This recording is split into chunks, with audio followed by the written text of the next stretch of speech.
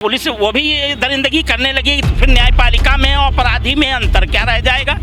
Mafia खत्म हो गए हैं, मगर माफिया हैं तो सब राजनेता के लोग।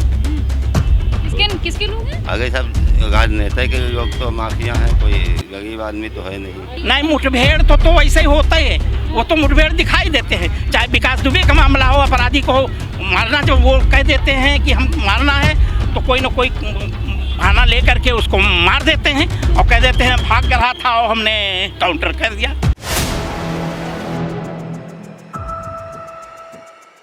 उत्तर प्रदेश में सियासत इस वक्त गर्म है, क्योंकि जिस तरह से उमेश पाल में मुख्य आरोपी अतीक अहमद का बेटा असद, जिसका यूपी एसटीएफ ने कल एनकाउंटर कर दिया, एनकाउंटर में मारा गया।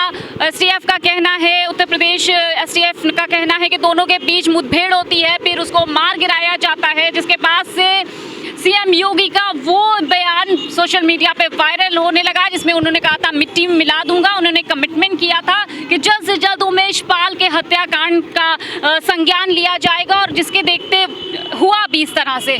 लेकिन लोग इसके बाद सियासत शुरू हो गई, पूरे देश में इस पर सियासत गर्म हो चुकी है, क्योंकि विपक्षी दल का कहना है कहीं ना कहीं एनकाउंटर जो है, एनकाउंटर फर्जी हुआ है। अखिलेश यादव का बयान आता है, बसपा सुप्रीमो का बयान आता है।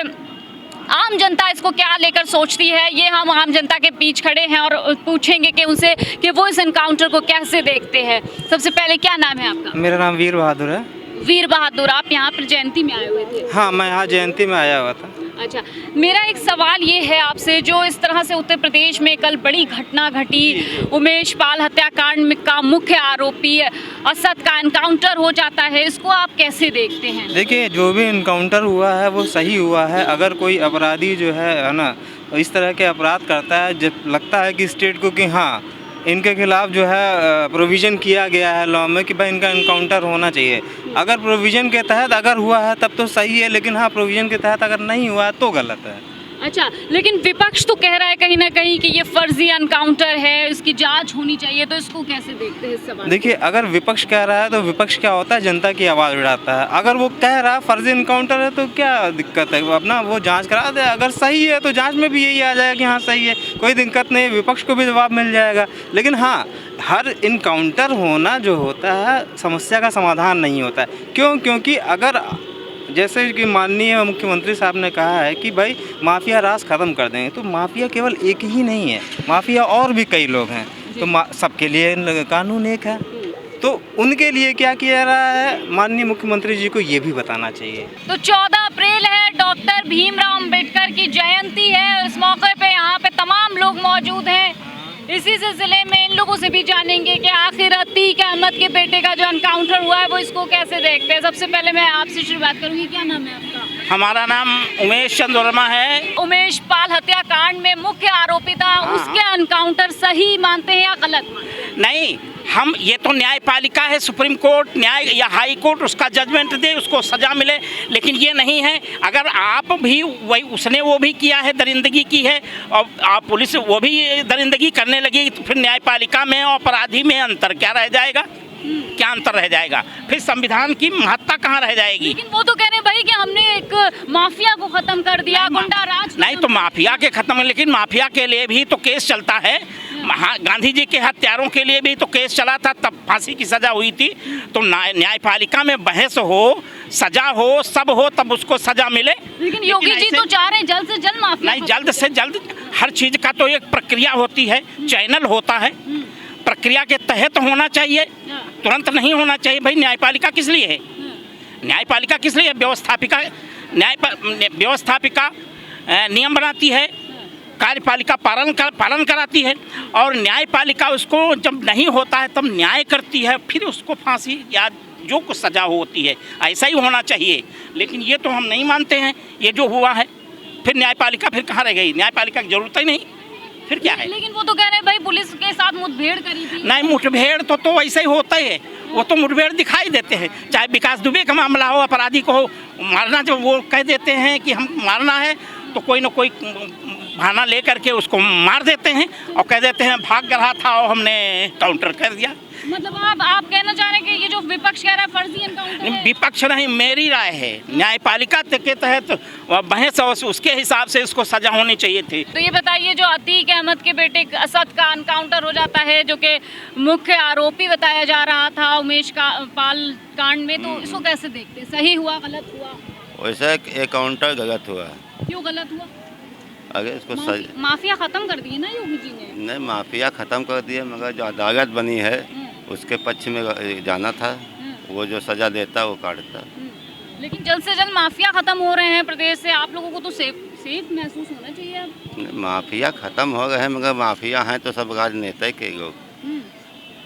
किसके लोग हैं? अगर सब राजनेता के लोग तो माफिया हैं, कोई गरीब आदमी तो है नहीं। अच्छा, तो ये जो माफिया का बेटा मारा गया, इसको ये कौन था? हमारे उद्देश्य से यही है कि गलत हुआ, उसको सज़ा देना था, जो अदालत देती उसी पे कायम होना था। क्या नाम है भैया आपका? राजीव कुमार।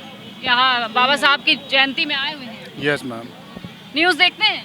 बिल्कुल। अतीक अहमद के बेटे के एनकाउंटर का जो न्यूज़ चैनल है, हाँ। मैंने 2 साल से देखना बंद कर दिया है। क्यों न्यूज़ चैनल ही देखना? कि आज का जो मीडिया है ना, वो 100% बिकाऊ हो गया है। ठीक है, ये इतना परेशान क्यों है मीडिया से?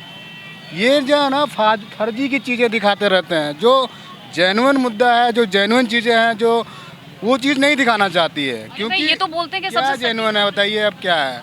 अच्छा, अतीक अहमद के बेटे का जो एनकाउंटर हुआ है, ये क्या सही? बस अब यही चलेगा, बस खाली यही चलेगा। बड़ी खबर थी भाई, माफिया खत्म हो बड़ी जब माफिया आए क्यों, सवाल सबसे ये बड़ा है। माफिया आतंकवाद फैला क्यों? क्योंकि हमारे यहाँ शिक्षा नहीं है, अशिक्षा है, शिक्षा की व्यवस्था अच्छी नहीं है। तो ये पैदा होंगे, इसको कोई नहीं रोक पाएगा जिस दिन ये व्यवस्था सही हो जाए। योगी जी तो कह रहे हैं हम खत्म कर योगी की ऐसी की तैसी, हाँ? कोई भी रहेगा वो गलत है। नहीं, योगी की ऐसी की तैसी, ये क्यों? क्यों बोला? ये चीजें जो है ना रखना चाहिए, ये मुद्दा है। लेकिन अब तो खत्म कर दिया ना। क्या खत्म क्यों हुआ फिर ये हादसा? ये हादसा एनकाउंटर क्यों हुआ? जब योगी जी ने खत्म कर दिया तो ये क्यों मतलब उमेश पाल की हत्या? हम देखिए, ये फर्जी की चीजें हम अभी समय नहीं देख रहा हूँ, अपडेट क्या कारण का मुझे नहीं पता। मेरा सवाल बस इतना है कि ये हुआ क्यों? कि उमेश पाल की उसने हत्या की, ऐसा मौका ही क्यों आया? हाँ, क्यों आया? जब योगी जी या मोदी जी जब ये कहते हैं कि ये हम तो बिल्कुल पूरा एकदम बिल्कुल अच्छे से कर दिए हैं, भारत पूरा जो है आतंकवाद नहीं है, आराब, तो ये आया क्यों? हमारा सवाल ये है। तो ये सब फर्जी की चीजें ना, हमारे पास टाइम नहीं है कि मैं टाइम इन्वेस्टमेंट करूं। लेकिन यहाँ पे अतीक के बेटे की बात हो रही है, अतीक के बेटे की बात हो रही है, तो क्या लगता है आपको ये जो अतीक के बेटे की इस तरह से एनकाउंटर हुआ है, इसको कैसे देखते? देखिए, बात ये है, वो लड़का था, वो बाप की वजह से फंस गया और उसके साथ गलत हुआ। वास्तव में पूरा एविडेंस था, पूरा वीडियो निकला है उसका, उसमें वो पिस्टल लेके निकलता हुआ फायरिंग करके बाद फिर वो गेट के अंदर जा रहा था, उसका पूरा वीडियो था। और अगर जो आप लेकिन विपक्ष तो कह रहा है भाई कि इस तरह से पहले इंक्वायरी उनको जो है उनसे पूछताछ करनी चाहिए थी, उनको अरेस्ट करना चाहिए था। तो उन्हें पुलिस के पास सरेंडर, कोर्ट में सरेंडर करने का उनके पास विकल्प था, वो पुलिस के सामने सरेंडर कर सकते हैं। मैं मान लिया कि पुलिस चलो उसने गलत कर रही है, STF थी, मतलब उन्होंने एनकाउंटर हो सकता था, आप कोर्ट में सरेंडर कर सकते थे ना, उसके लिए कोर्ट में भी तो प्रोसेस है सरेंडर करने के लिए। इतना बड़ा आर्टिकल लिखा गया है, हमको लगता है सबसे बड़ा आर्टिकल। बताइए, तो कह रहे हैं सरेंडर नहीं किया, गलती उनकी थी। देखिए, सरेंडर वो करने की कोशिश तो जरूर किया रहा होगा, क्योंकि सबको पता था पूरे देश जिस तरह से कानून व्यवस्था इस समय है, लगभग 5-6 हज़ार एक साल में लगभग वो उतने लोग मार चुके हैं, तो वो सरेंडर करने की कोशिश किया होगा, बट पुलिस वालों ने ऐसा नहीं होने दिया। वो सब कुछ प्लान पहले से था। तो मान लिया मैं एक डिस्ट्रिक्ट तो लोगों से हमने जान के बातचीत करी और जाना कि अतीक के बेटे असद का एनकाउंटर पे क्या कुछ सोचना है, और सबने अपनी अपनी राय रखी, पूरी बहादुरी के साथ बात की है, और क्या कुछ कहा ये तो आपने सुना ही है। इसी तरह हम और भी चर्चा करते रहेंगे दूसरे विषय पर। मेरे साथ देखते रहिए 4 PM news network. Camera person Satyanarayan के साथ में हयात अब्बास, 4 PM न्यूज़ नेटवर्क।